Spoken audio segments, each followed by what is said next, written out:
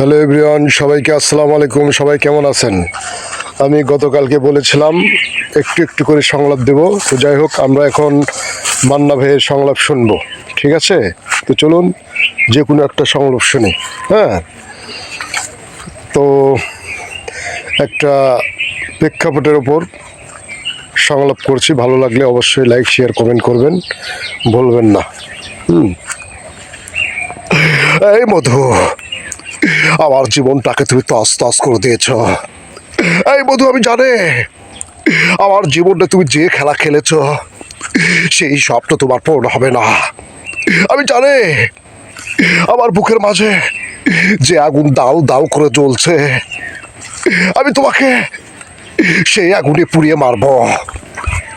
আমার জীবনটাকে তুমি তস তস করে দিয়েছিলে, তোমার মনে আছে? আমার সেই স্বপ্নটা মাটির সাথে মিশিয়ে দিয়েছ। আমি তোমাকে ছাড়বো না মধু। Thank you. যদি ভালো লাগে অবশ্যই লাইক শেয়ার কমেন্ট করবেন।